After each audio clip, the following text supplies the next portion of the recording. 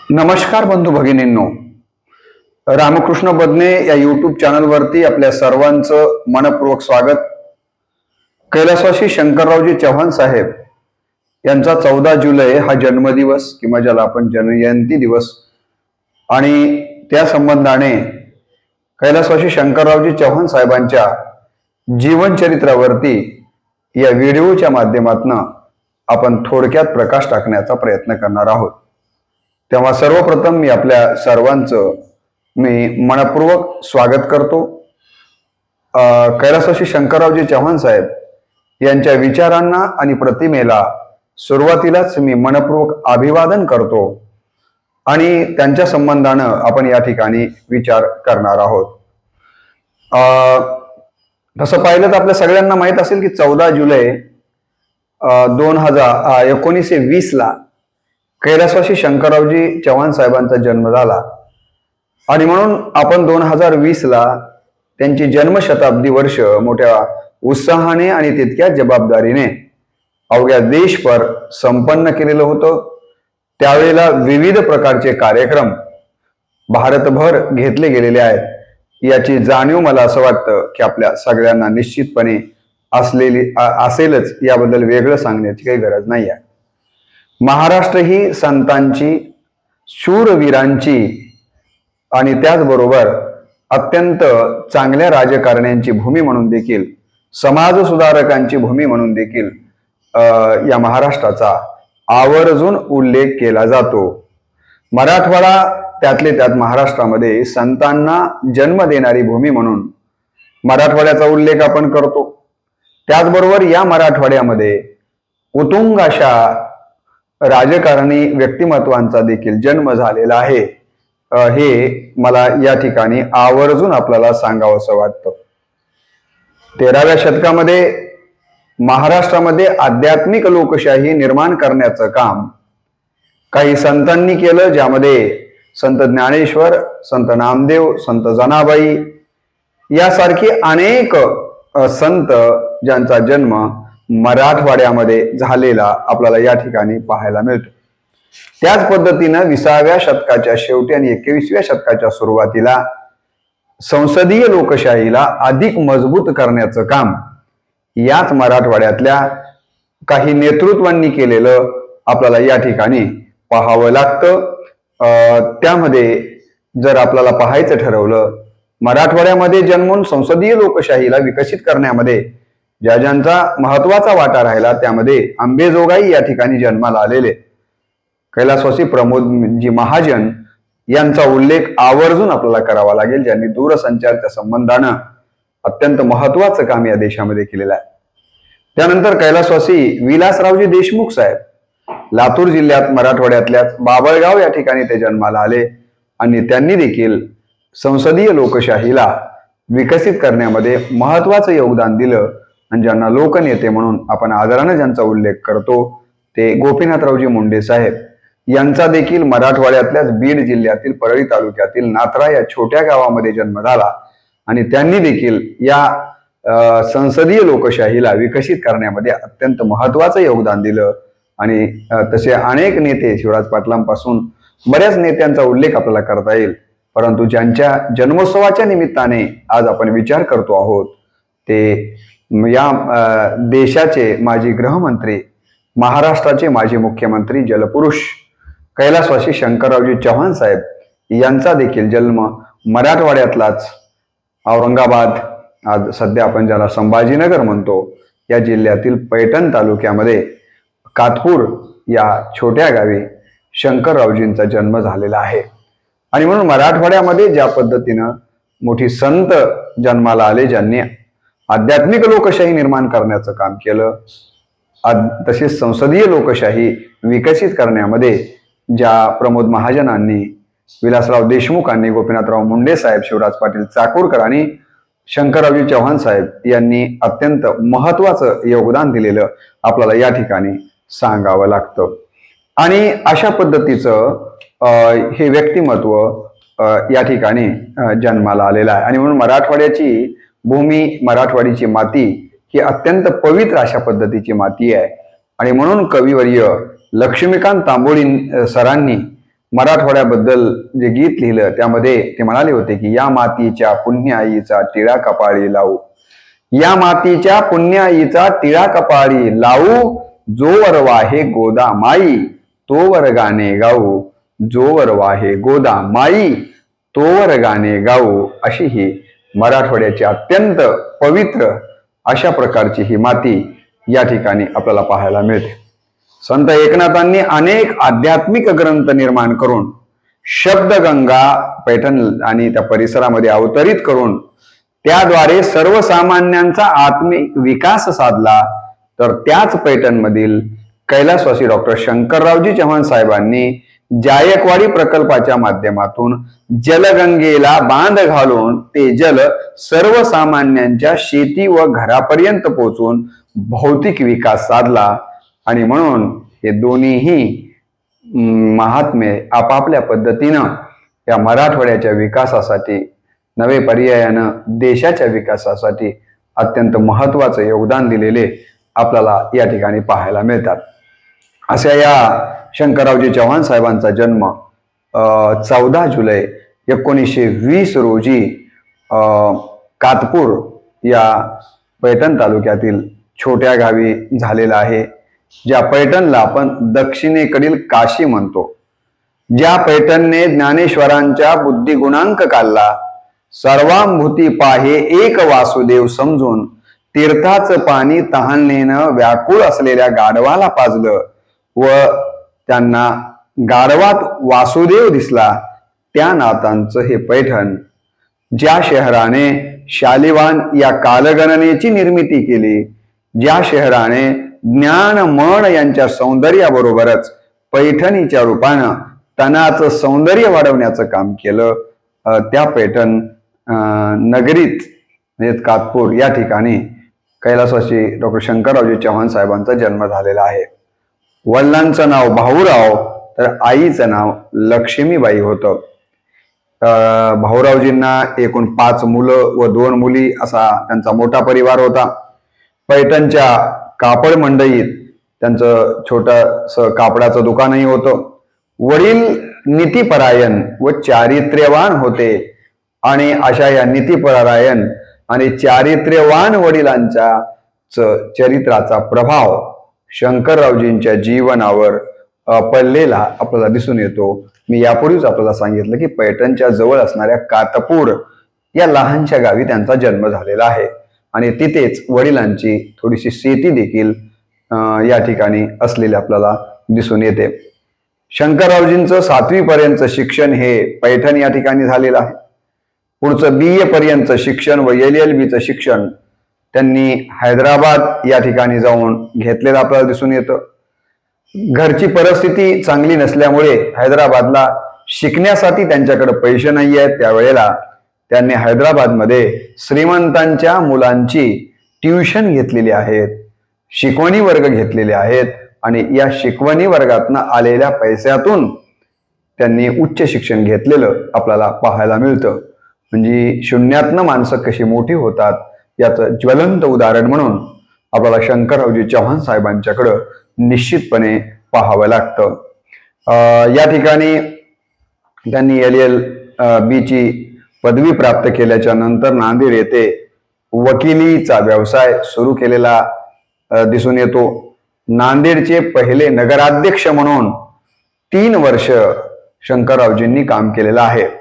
नांदेडचे पहिले नगराध्यक्ष म्हणून काम करण्याचे बहुमान हा कैलासवासी डॉक्टर शंकररावजी चव्हाण साहेबांना प्राप्त झालेला होता, हेही आपण लक्षात घेणं गरजेचं आहे.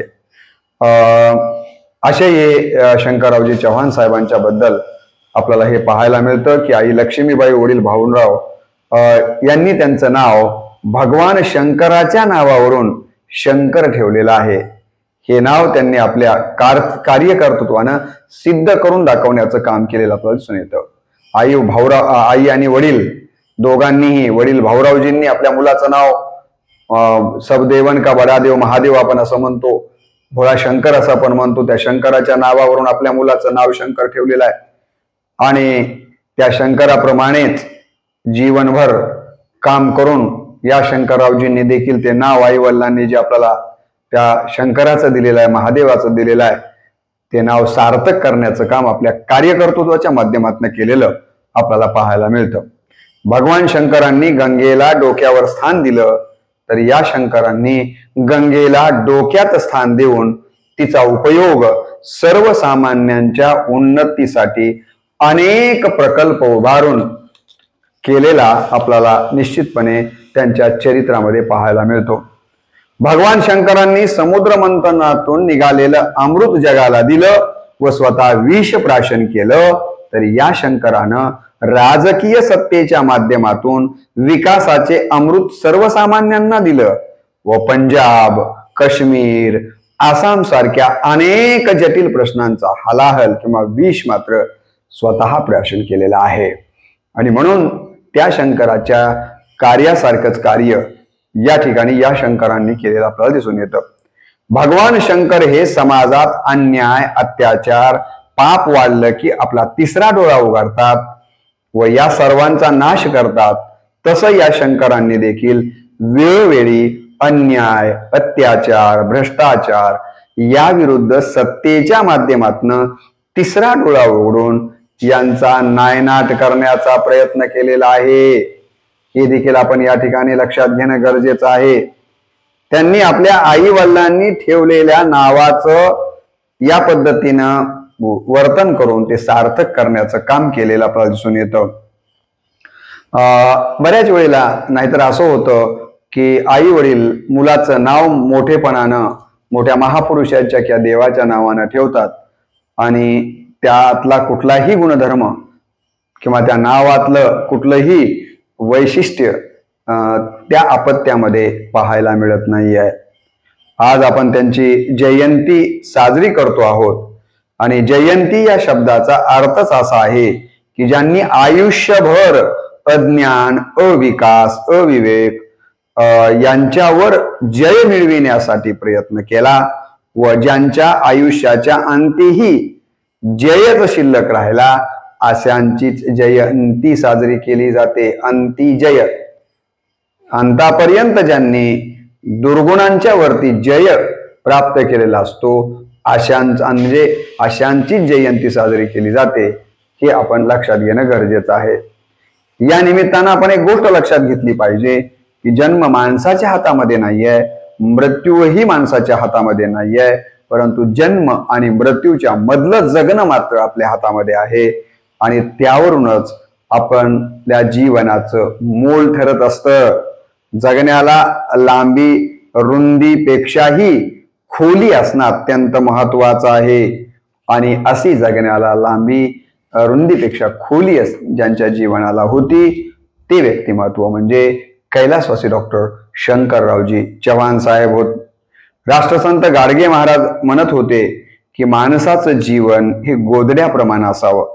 अंतरलं की नरम, पांघरलं की गरम आणि चोरून नेलं तर काय गेलं करम, असं साधं जीवन या ठिकाणी शंकररावजी चव्हाण साहेब जगलेले आपल्याला पाहायला मिळतात. नगराध्यक्ष असताना ते सायकलवरून नगरपालिकेमध्ये जात असतानाचे प्रसंग आपण त्यांच्या चरित्रामध्ये वाचतो आणि आज आपल्याला ही वाचत असताना खरोखरच मनामध्ये आश्चर्य उभं राहिल्याशिवाय राहत नाही आहे. हैदराबादला पदवीचं शिक्षण घेताना आणि वकिलीची पदवी घेताना तुम्हाला माहिती आहे, मी तुम्हाला सांगितलं की ट्युशन करून म्हणजे अशा बिकट परिस्थितीतून त्यांनी शिक्षण घेतलेलं आहे. मी तर नेहमी सांगतो की माणसाचं जन्मानंतरचं जीवनपण हे श्वासांनी मोजलं जातं. माणसाचं जन्मानंतरचं जिवंतपण हे श्वासांनी मोजलं जातं, पण मृत्यूनंतरचं जीवनपण किंवा जिवंतपण हे त्यांनी आयुष्यभर घेतलेल्या ध्यासांनी मोजलं जातं. असा आयुष्यभर ध्यास घेऊन जीवन जगणारं व्यक्तिमत्व म्हणजे कैलासवासी डॉक्टर शंकररावजी चव्हाण साहेब होत. त्यांनी अनेक गोष्टींचा ध्यास आपल्या आयुष्यामध्ये घेतलेला होता. ही गोष्ट आपण लक्षात घेतली पाहिजे. मराठवाडा मुक्ती संग्राम शिक्षण संपल्याबरोबर स्वामी रामानंद तीर्थ यांच्या मार्गदर्शनाखाली त्यांनी मराठवाडा मुक्ती संग्राम लढ्यात सक्रिय सहभाग नोंदवला. उमरखेड कॅम्पमध्ये गोविंदभाई श्रॉफ, साहेबराव बारडकर, आबासाहेब लहानकर, श्यामराव बोधनकर, भगवानराव गांजवे इत्यादी स्वतंत्र सैनिकांच्या बरोबर त्यांनी या ठिकाणी हैदराबाद या संस्थानातनं मराठवाड्याला मुक्ती मिळवून देण्यासाठी प्रत्यक्ष सहभाग नोंदवलेला आपल्याला या ठिकाणी लक्षात घ्यावा लागतो। आणि या मराठवाडा मुक्ती संग्रामामध्ये थिंक टँक म्हणूनही त्यांची या ठिकाणी ओळख आपल्याला निश्चितपणे मराठवाड्यालाच नाही तर महाराष्ट्राला असलेली या ठिकाणी पाहायला मिळते। स्वामी रामानंद तीर्थ यांच्या मार्गदर्शनाखाली त्यांच्यासोबत माजी पंतप्रधान PV नरसिंहराव ही होते। तर अशा काही समविचारी लोकांच्या सोबत त्यांनी या ठिकाणी काम केलेलं आपल्याला दिसून येतं। यशवंतराव चव्हाणांच्या मंत्रिमंडळामध्ये पाटबंधारे मंत्री म्हणून त्यांनी केलेलं काम अत्यंत उल्लेखनीय अशा पद्धतीचं आहे। खरं तर या महाराष्ट्रामध्ये जे 2 चव्हाण झाले त्यामध्ये यशवंतरावजी चव्हाण आणि शंकररावजी चव्हाण या दोघांचं जर काम बघितलं तर निश्चितपणे अनेक साम्य या दोन्ही चव्हाणांच्या बाबतीमध्ये दिसतात। या महाराष्ट्राला सुसंस्कृत राजकारणी म्हणून जर कोणाचा उल्लेखच करायचा असेल तर या मला असं वाटतं की दोन्हीही चव्हाणांचा आवर्जून आपण उल्लेख करावा अशा पद्धतीचं हे व्यक्तिमत्व आपल्याला पाहायला मिळतं। या आपल्याला माहिती आहे की संरक्षण मंत्री म्हणून दोन्हीही चव्हाणांनी काम केलं, गृहमंत्री म्हणून दोन्ही चव्हाणांनी काम केलेलं आहे, अर्थमंत्री म्हणून दोन्ही चव्हाणांनी या ठिकाणी काम केलेलं दिसून येतं। वित्त आयोगाचे अध्यक्ष या दोन्ही चव्हाणांनी महाराष्ट्राचे मुख्यमंत्री म्हणून काम करून या देशाचं नाव या ठिकाणी जागतिक स्तरावरती तर नेलंच, परंतु महाराष्ट्राचं नाव विशेषत्वानं भारताच्या स्तरावरती घेऊन जाण्याचं मोठं काम केलेलं आपल्याला दिसून येतं। 21 फेब्रुवारी 1975 ते 26 एप्रिल 1977 या कालावधीमध्ये त्यांनी महाराष्ट्राचे मुख्यमंत्री म्हणून केलेलं काम खरं तर आजही स्मरणात ठेवावं अशा पद्धतीचं आहे। ते पहिल्यांदा त्यांच्या आयुष्यामध्ये या राज्याचे मुख्यमंत्री म्हणून त्यांनी जो पदभार स्वीकारला तो आहे 21 फेब्रुवारी 1975 ते 26 एप्रिल 1977। नंतर त्यांनी 14 मार्च 1986 ते 24 जून 1988 या कालावधीमध्ये महाराष्ट्राचे दुसऱ्यांदा मुख्यमंत्री म्हणून त्यांनी कार्य केलेलं आपल्याला या ठिकाणी दिसून येतं। त्यांच्या आयुष्यामध्ये 18 ऑक्टोबर 1965 ला जायकवाडी प्रकल्प जो की मराठवाड्यांसाठी अमृत वाहिनी अशा प्रकारचा हा प्रकल्प आहे, तर या प्रकल्पाचं या भूमिपूजन तत्कालीन पंतप्रधान लाल बहादूर शास्त्रींकडून करून घेतलं व 24 फेब्रुवारी 1976 ला इंदिरा गांधींच्या हस्ते हा प्रकल्प राष्ट्राला अर्पित केलेला आहे। जायकवाडी प्रकल्पाचं महत्व मराठवाड्यानं आज देखील अनुभवलं आहे। इतका महत्वाचा प्रकल्प या ठिकाणी लाल बहादूर शास्त्री तत्कालीन पंतप्रधान आणि तदनंतरच्या इंदिरा गांधी ज्या पंतप्रधान झाल्या या दोघांच्या या ठिकाणी वेळोवेळी उपस्थितीमध्ये हा प्रकल्प शेवटाकडे घेऊन जाण्याचं जर श्रेय द्यायचं झालं असेल किंवा हा प्रकल्पच खऱ्या अर्थाने ज्यांच्यामुळे उभा राहिला त्यांचं नाव जर आपल्याला घ्यायचं असेल तर ते आपल्याला घ्यावं लागतं कैलासवासी डॉक्टर शंकररावजी चव्हाण साहेबांचं। आपल्याला माहिती आहे की त्यांनी अनेक प्रकारचे कार्य या ठिकाणी त्यांच्या आयुष्यामध्ये केलेले आपल्याला पाहायला मिळतात। त्यांच्या कार्याबद्दल या ठिकाणी शंकररावजी बद्दल स्वामी रामानंद तीर्थ म्हणाले होते। काय म्हणाले होते? स्वामी रामानंद तीर्थांनी कैलासवासी डॉक्टर शंकररावजी चव्हाण साहेबांच्या बद्दल म्हटलं होतं की ते एक निष्ठावान किंवा निष्ठावंत सैनिक आहेत। शंकररावजी चव्हाण साहेब कसे आहेत? तर एक ते निष्ठावंत सैनिक आहेत अशा प्रकारचं एक प्रकारचं सर्टिफिकेटच स्वामी रामानंद तीर्थांनी कैलासवासी डॉक्टर शंकररावजी चव्हाण साहेबांच्या बद्दल त्या काळामध्ये दिलेलं आपल्याला पाहायला मिळतं। असत्य या ठिकाणी त्यांनी जलसिंचनासाठी मोठा ध्यास घेतलेला आपल्याला पाहायला मिळतो। एक गोष्ट आपण लक्षात घेतली पाहिजे की माणसं मरून जातात पण ते कीर्तीनं अजरामर असतात। म्हणूनच म्हणतात ना की मरावे परी कीर्ती रूपे उरावे, किंवा संत कबीर म्हणाले मूरत से कीरत भली बिन पंख उड़ जाय, मूरत तो जाती रहे किरत कभी न जाय. मला असं वाटतं की माणसानं शरीरानं जरी तो गेला तरी कार्यानं शिल्लक राहिलं पाहिजे. या सगळ्या गोष्टींच्या बाबतीत जर आपण पाहिलं तर शंकररावजी हे शरीरानं जरी गेले असले तरी कीर्तीनं अजरामर झालेले आहेत.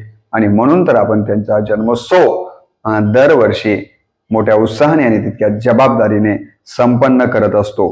हरित क्रांतीचे प्रणेते म्हटलं की कैलासवासी वसंतरावजी नाईक साहेबांचा चेहरा किंवा या ठिकाणी त्यांचं नाव आपल्या डोळ्यासमोर येतं. उत्कृष्ट गृहमंत्री म्हणून उच्चारल्याबरोबर कैलासवासी गोपीनाथरावजी मुंडे साहेबांचं नाव आपल्या डोळ्यासमोर येतं. ग्राम स्वच्छता अभियान महाराष्ट्रामध्ये गाडगे महाराज स्वच्छता अभियान म्हटलं की कैलासवासी R.R. पाटील यांचं नाव आपल्या डोळ्यासमोर येतं. तसंच जलसिंचन म्हटलं, मराठवाडाचे भगीरथ म्हटलं की आपल्या डोळ्यासमोर एकमेव नाव येतं, ते म्हणजे डॉक्टर शंकररावजी चव्हाण साहेब. ही गोष्ट आपण लक्षात घेतली पाहिजे. आणि म्हणून त्यांचा जन्मदिवस हा जलसिंचन दिन म्हणून आपण साजरा करतो. जलसिंचन हा त्यांचा केवळ ध्यासच नव्हता तर तो त्यांचा श्वास बनला होता. जलसिंचन हा त्यांचा केवळ ध्यास नव्हता तर तो श्वास बनलेला होता. त्यांनी अनेक प्रकल्प उभारणीसाठी आतोनात प्रयत्न केलेले आपल्याला दिसून येतात. त्यामध्ये जायकवाडी प्रकल्प आहे, नांदेडचा विष्णुपुरीचा प्रकल्प आहे, भीमा प्रकल्प आहे, कुकडी प्रकल्प आहे, पूर्णा प्रकल्प आहे, यलदरी धरण आहे, अप्पर पैनगंगा लेंडी प्रकल्प आहे, मन्याड, मांजरा, ठाणे खाडीवरील पूल, सिद्धेश्वर धरण, अप्पर वर्धा धरण असे कितीतरी प्रकल्प त्यांच्यामुळं मार्गी लागलेले आहेत. आणि म्हणून त्यांना खऱ्या अर्थानं जलपुरुष जे आपण म्हणतो आणि मराठवाड्याचे भाग्यविधाता आहे की नाही म्हणतो ते या अर्थानंच, कारण त्यांचं या क्षेत्रातलं उत्तुंग अशा प्रकारचं कार्य आपण निश्चितपणे पाहिलं पाहिजे.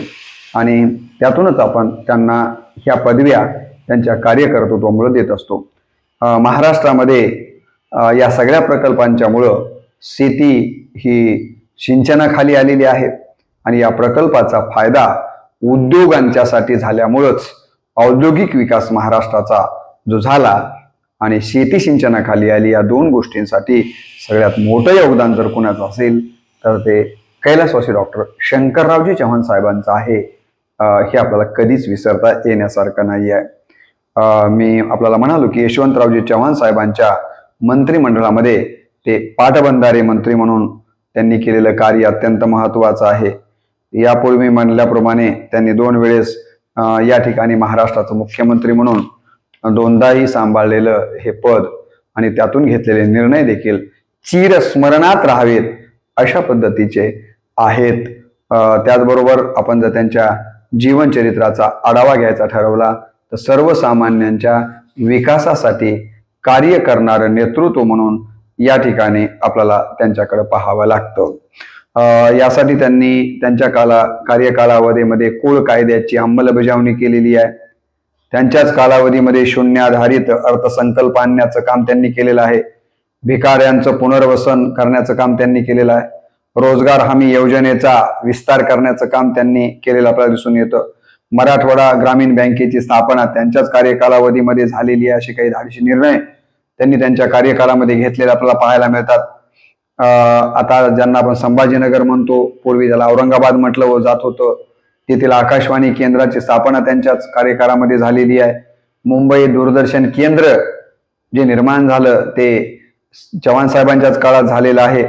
आणि म्हणून त्यांच्या काळातल्या अनेक योजनांच्या बद्दल आपल्याला भरभरून लिहिता येईल, सांगता येईल, इतकं मोठं काम शंकररावजींनी केलेलं आहे. ज्याप्रमाणे महाराष्ट्राला महात्मा फुले, राजर्षी शाहू महाराज आणि डॉक्टर बाबासाहेब आंबेडकर यांच्या विचारांचा वारसा आहे, तसा संतांचाही वारसा आहे. तर फुले शाहू आंबेडकरांचा शैक्षणिक वारसा डोळ्यासमोर ठेवून त्यांच्या विचारांनी प्रभावित होऊन या ठिकाणी डॉक्टर शंकररावजी चव्हाण साहेबांनी देखील शैक्षणिक क्षेत्रामध्ये केलेलं का महत्त्वपूर्ण योगदान आपल्याला कधीच विसरता येत नाही आहे. या महापुरुषांच्या शैक्षणिक विचारांचा प्रभाव त्यांच्यावरती मोठ्या प्रमाणावर झाला आणि त्यांनी मराठवाड्याच्या विकासासाठी विशेषत्वानं या ठिकाणी अनेक शैक्षणिक संस्था उभ्या केलेल्या आपल्याला दिसून येतात. ज्यामध्ये नांदेडला त्यांनी अभियांत्रिकी महाविद्यालयाची स्थापना केलेली आहे. शारदा भवन शिक्षण संस्थेच्या माध्यमातून यशवंत महाविद्यालय जे आज महाराष्ट्रात अग्रगण्य महाविद्यालय म्हणून ज्याचा उल्लेख आपण अभिमानानं करतो, ते यशवंत महाविद्यालय या ठिकाणी त्यांनी उभं केलेलं आपल्याला दिसून येतं.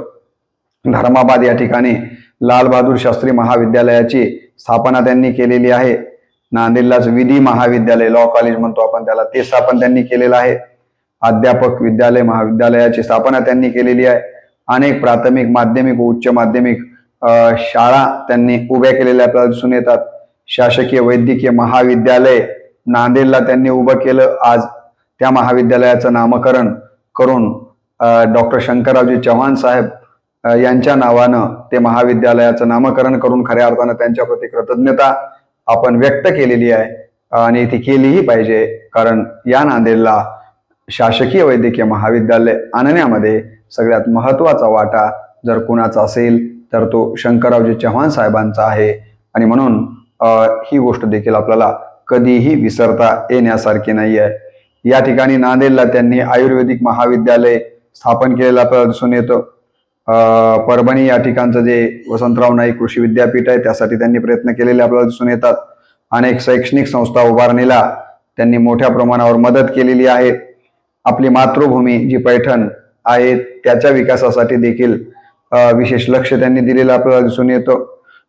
आणि या ठिकाणी आपल्या मातृभूमीला आणि नांदेड ही त्यांची कर्मभूमी, त्या कर्मभूमीला देखील ते आपल्या आयुष्यामध्ये कधी विसरलेले नाही आहेत. औरंगाबाद किंवा संभाजीनगर, पुणे, मुंबई येथे मराठवाडा मित्रमंडळाची स्थापना त्यांनी केलेली आहे. मराठवाड्याच्या विकासासाठी पश्चिम महाराष्ट्राच्या व अन्य नेत्यांशी ते सतत भांडत राहिलेले आहेत की आमचा मराठवाडा मागासलेला आहे, त्याला विकासाकडे घेऊन जाणे ही आमची जबाबदारी आहे. आणि तुम्ही जर मराठवाड्याचा निधी तुमच्याकडे वळवत असेल तर हे बरोबर नाहीये.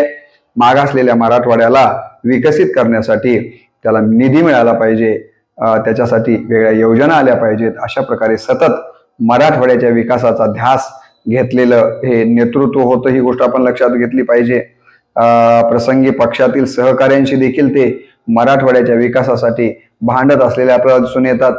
त्यांच्या गुणवैशिष्ट्यांचा विचार करायचा झाला तर शंकररावजी चव्हाण साहेब हे आयुष्यभर पक्षनिष्ठ राहिलेले आहेत. पक्षाची निष्ठा त्यांनी कधी ढळू दिलेली नाहीये.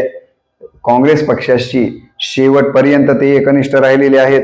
सुरुवातीला काँग्रेस पक्षाचे जिल्हा सरचिटणीस म्हणून त्यांनी अत्यंत चांगल्या पद्धतीचं काम केलेलं त्यांच्या चरित्रामध्ये आपल्याला वाचायला मिळतं. पक्षांनी देखील शंकररावजींना भरभरून दिलं काँग्रेस पक्षानं आणि शंकररावजींनी देखील काँग्रेस पक्षाला सर्वसामान्यांपर्यंत पोहोचवण्यासाठी अहोरात्र प्रयत्न केलेले आहेत. आणि म्हणून पक्षनिष्ठा कशी असावी याचं उत्कृष्ट उदाहरण म्हणजे शंकररावजी चव्हाण साहेब होत. 1952ला हातगाव मधून सार्वत्रिक निवडणुकीमध्ये ते पराभूत झाले होते, परंतु या पराभवानं ते अजिबात खचलेले नाही आहेत आणि त्यांच्या या संपूर्ण कार्यामध्ये त्यांच्या सौभाग्यवती कुसुमताईंचं अत्यंत मोलाचं योगदान राहिलेलं आहे. ही गोष्ट देखील आपल्याला कधीच विसरता येण्यासारखी नाही आहे.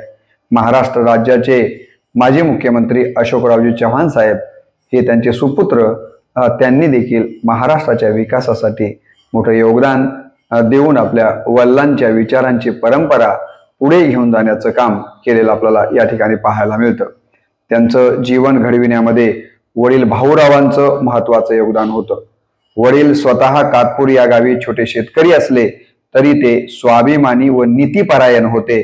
आईनेही त्यांच्यावर योग्य वयामध्ये योग्य प्रकारचे संस्कार केले आणि म्हणूनच ते आपल्या आयुष्यामध्ये कधीही खचले नाही आहेत किंवा चुकीच्या मार्गानं त्यांनी मार्गक्रमण केलेलं आपल्याला पाहायला मिळत नाहीये. भ्रष्टाचाराचा भुंगा त्यांच्या आयुष्याला कधीच कुरतडू शकलेला नाहीये.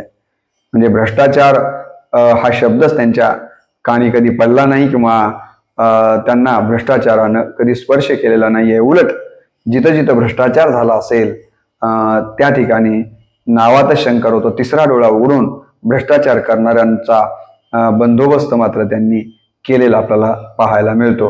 दिलेला शब्द पाळणे हा त्यांचा स्वभाव धर्म होता.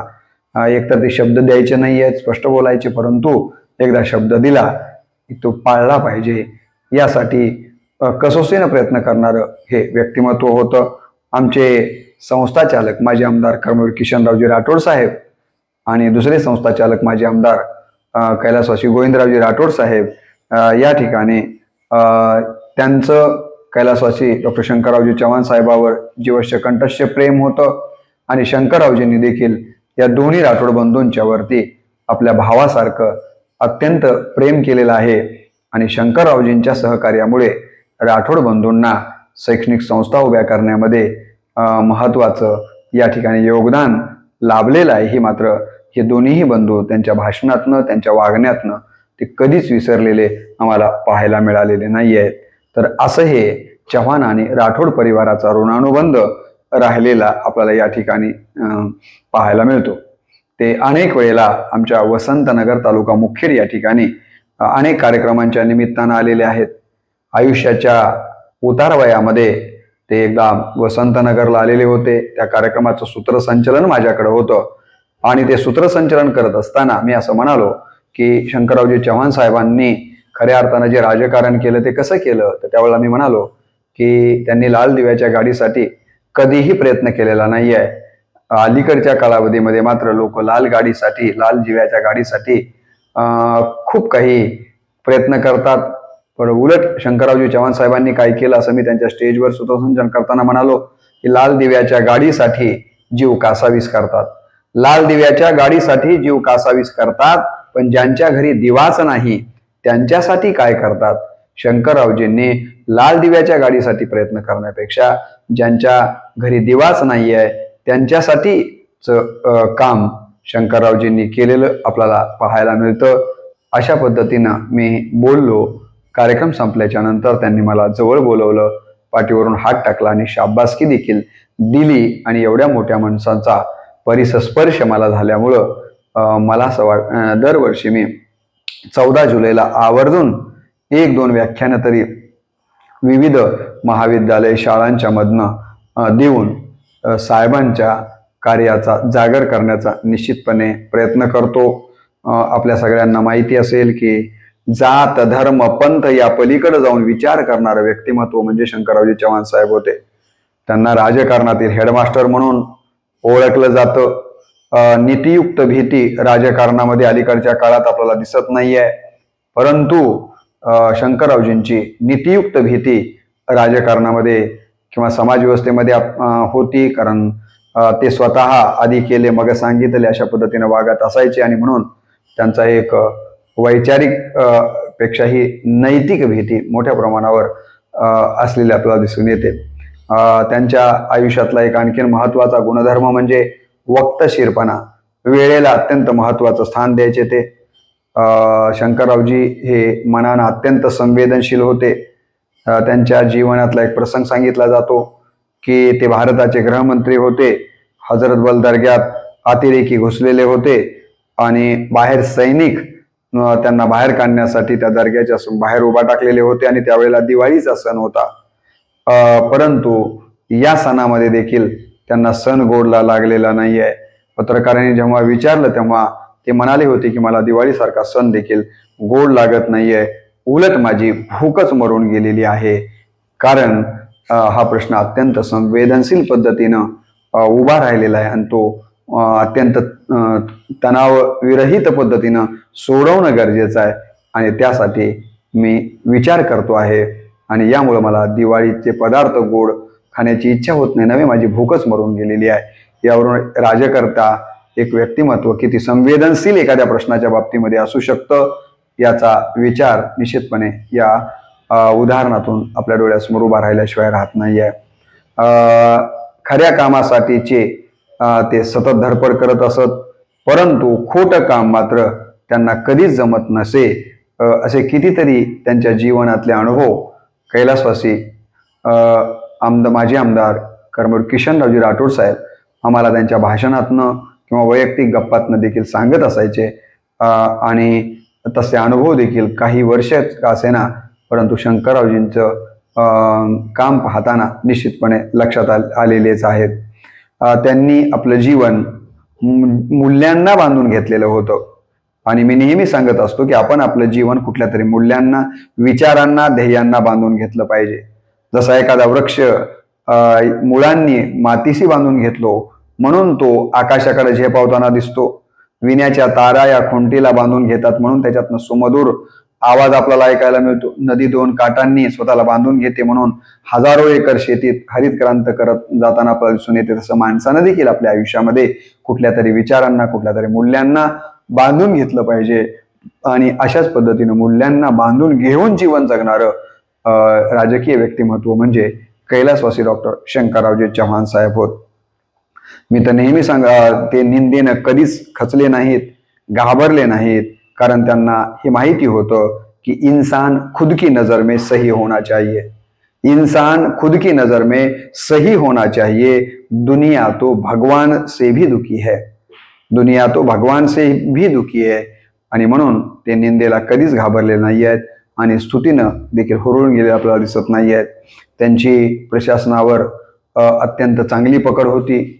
निष्कलंक अशा प्रकारचं चरित्र त्यांनी आपल्या आयुष्यभर जपलेलं आपल्याला दिसून येतं. बोले तैसा चाले या पद्धतीनं ते जीवन जगलेले आहेत. आणि मी नेहमी सांगत असतो की काही माणसं विचार करणारे असतात, काही माणसं विचार सांगणारे असतात, तर काही माणसे विचार जगणारे असतात. मला असं वाटतं की विचार जगणाऱ्या व्यक्तिमत्वांच्या पैकीतलं एक व्यक्तिमत्व म्हणजे कैलासवासी डॉक्टर शंकररावजी चव्हाण साहेब होत. भारताचे माजी पंतप्रधान कैलासवासी अटल बिहारी वाजपेयी यांनी डॉक्टर शंकरराव चव्हाण यांच्या दिल्लीच्या विज्ञान भवनातील दिनांक 10 ऑगस्ट 1994 रोजीच्या अमृत महोत्सवी समारंभात त्यांचा सार्थ गौरव खालील शब्दामध्ये केलेला होता. यावरूनच शंकररावजी चव्हाण साहेबांचं कार्यकर्तृत्व आपल्या लक्षात आल्याशिवाय राहत नाही. ते म्हणाले, नैतिकता हा मराठवाड्यातल्या मातीचाच गुण आहे. नैतिकता हा मराठवाड्यातील मातीचाच गुण आहे.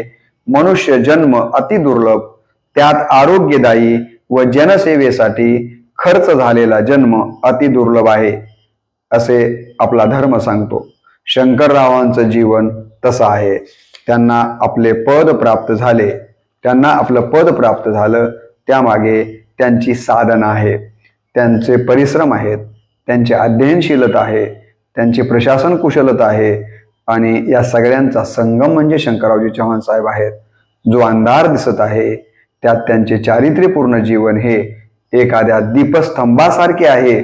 या शब्दांच्या मध्ये अटल बिहारी वाजपेयींनी त्यांच्या प्रती गौरवोद्गार काढलेले होते. यावरूनही शंकररावजी चव्हाण साहेबांच्या कार्याची आणि कर्तृत्वाची उंची किती मोठी होती ही गोष्ट लक्षात आल्याशिवाय राहत नाही. माजी राष्ट्रपती शंकरदयाळ शर्मा शंकररावजींच्या बद्दल बोलताना म्हणाले होते, कमलपत्राप्रमाणे सार्वजनिक जीवनात वावरणारे शंकरराव चव्हाण हे राष्ट्राला प्रेरणा देणारे आदर्श आहेत. धर्मनिरपेक्षता आणि लोकशाही हे स्वतंत्र भारताचे पायाचे दगड असून श्री चव्हाण यांनी सार्वजनिक जीवनात याचा सतत पाठपुरावा केला आहे. कमलपत्राप्रमाणे पाण्यात राहूनही त्यापासून अलिप्त राहणारे शंकरराव चव्हाण अजात शत्रू आहेत. कसे आहेत ते? अजात शत्रू आहेत.